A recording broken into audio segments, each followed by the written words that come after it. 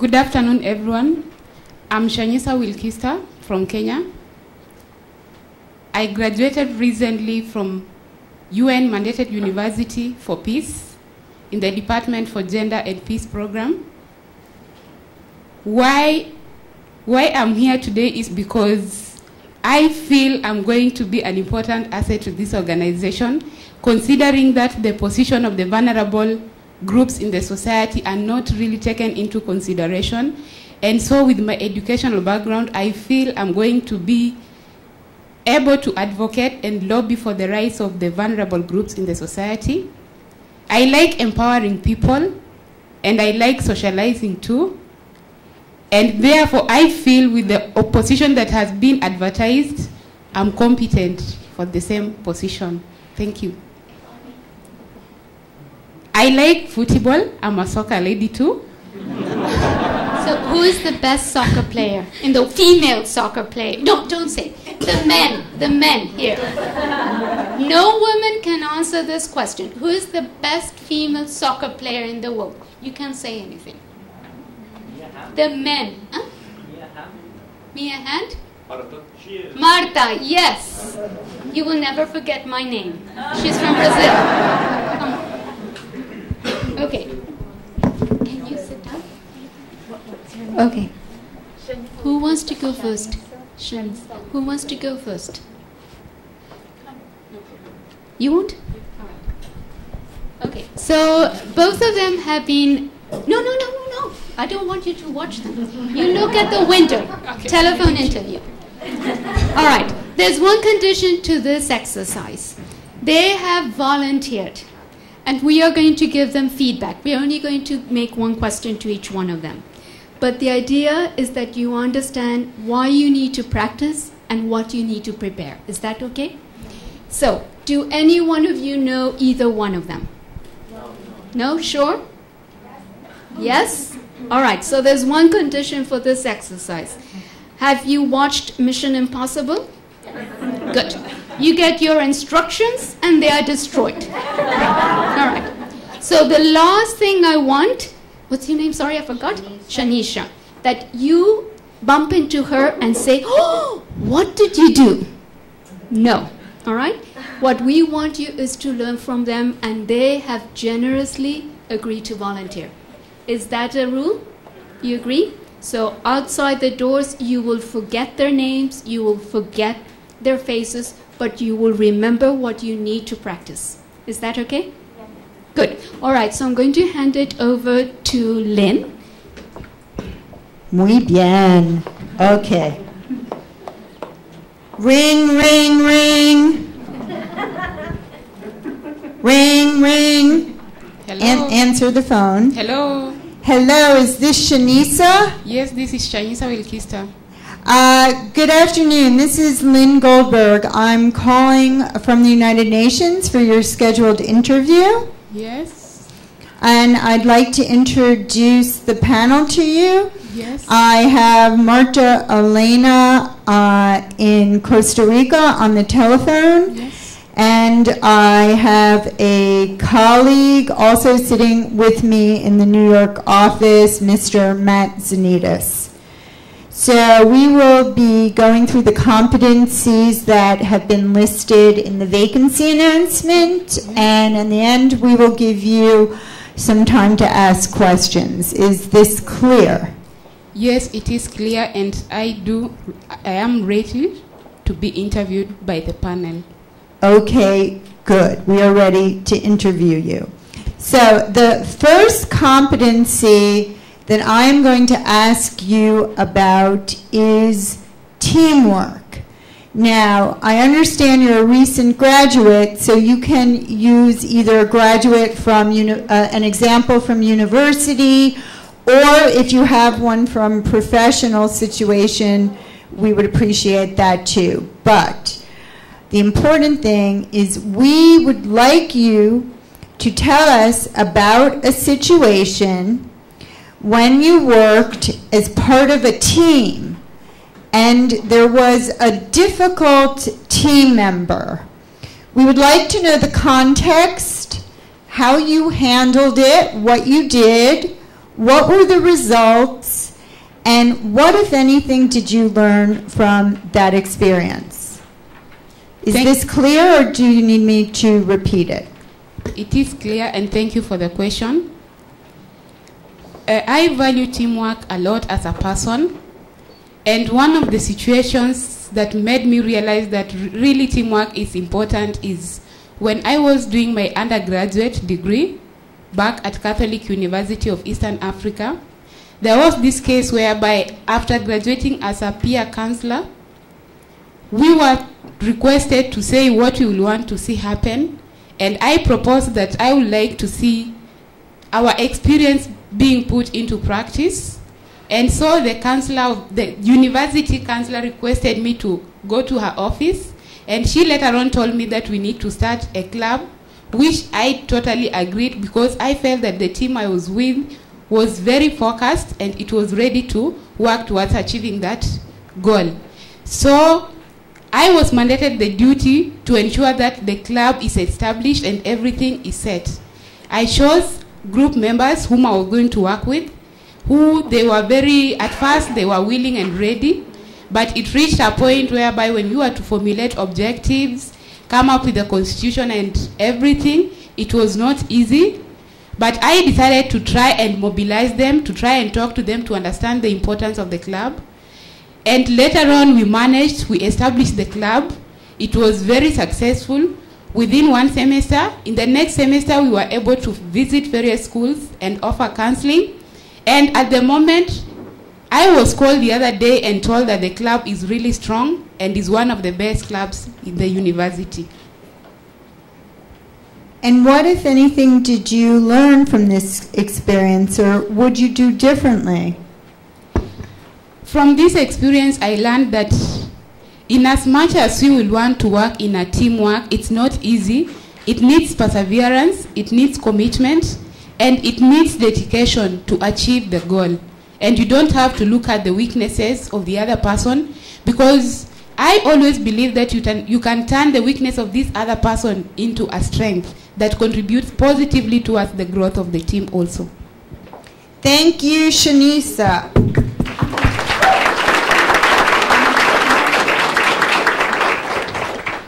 So, how did that feel?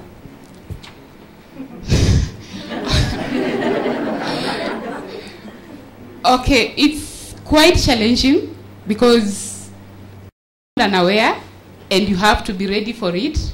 You don't have to say, okay, I have to postpone it. You take it the way it comes.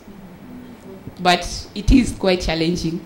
For a real interview, would she have time to prepare? Yes. All the competencies are listed in the job she applied for. So this is our point. She would be able to have 2 or 3 examples of teamwork or of whatever the competencies are. Now, how did you feel as the audience? Were you rooting for her, or were you like, I hope she messes up? Right. Well, that's how we are as the interview panel. Just so you understand, we want you to succeed. So nobody on the other side, if you're nervous, we're all nervous. If I have to do an interview, particularly if Marta's on the panel, I'm going to be so nervous. But I'm going to practice, practice, practice. Now, how do you think she did with the example? Did she pick a teamwork example? And did she give us the context? But wasn't there a twist to the example? I asked how she dealt with a difficult team member. Now, was she good with her actions? What she did to mobilize the team, and could she have been better? If she practiced, she most likely would have been better because she could set out the steps. First, I met with the guidance counselor, then I chose my team, then I organized us to draft the Constitution, blah, blah, blah, right? Did she learn something? Yes, that came across very clearly. Was it difficult for you to say, I did this, I did this, I did this, as opposed to say, we did this? It is easy to say, I did this, but at some point, you normally get help from somewhere. That's why I said I, because we and I cannot only refer to myself because it was a group activity. Yeah, that's true, and we understand it. But the focus when you're talking about yourself in the team is, yes, there was a team, we were doing this, but my role in the team was to do A, B, and C, and as a result, D, E, and F happened, and what I learned was never again. No, but you get the... Did you feel that the construct of context, actions, results, and learning helped you structure your answer? Yes. Thank you. Okay, you can sit down.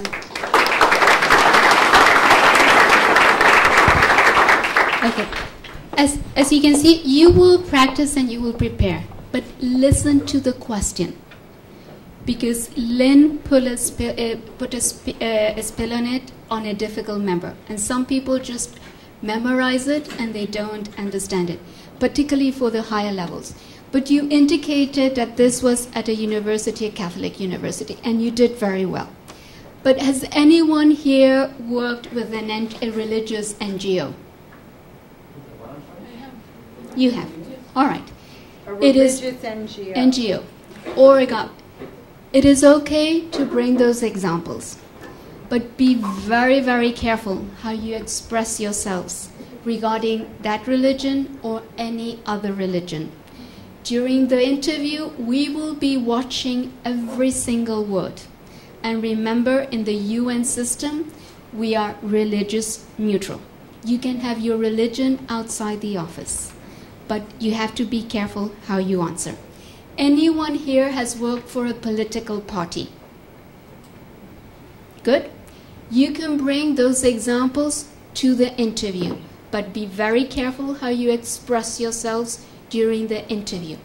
Because while Lynn and myself and someone else in the audience who is also an international civil servant can have our political ideas and vote, while we are working, we have to be politically neutral. I had an interview 2 weeks ago. I was in an interview for a director level position covering a Middle East, and one person at the end did the grand finale, was doing very well, and out he was. So be very, very careful. Sometimes between nationalities, and particularly between neighboring countries, we have jokes, right? Jokes before the interview, after the interview. You have to be nationality neutral during the interview and not to stereotype. Is that okay? And finally, the most important, gender neutrality. When you express yourself, for example, in a team, when there are members of both female and male members, be very careful how you express yourselves of the team. Many candidates have failed the interview just with one word of expressing himself or herself regarding the opposite sex. Is that clear? So religious neutrality, political neutrality, nationality neutrality, and gender neutrality. Is it clear? Bring those, but be very careful how you express yourself. And finally, your example was very good because she was passionate about it. You can sense it. When you choose your examples, choose those examples. Because no matter what the twist we do to probe you, it is so deep in your heart that you can explain it. Is that clear? All right, so next one. Ring, ring, ring. Hello. Hello, is this Luis? Yes, I am Luis. Hi, Luis. This is Lynne Goldberg. I'm calling from the United Nations for your scheduled interview. Okay, Lynne. Hi. How are you? I am good, thank you. I'd just like to introduce the rest of the panel. We have Marta Helena, who's stuck in the Nairobi airport and with us on cell phone. And then we have my colleague, Matt Zanitas, who is in the office here with me in New York. So if anything in the phone line goes bad, just ask us to repeat, okay? Okay, we're good.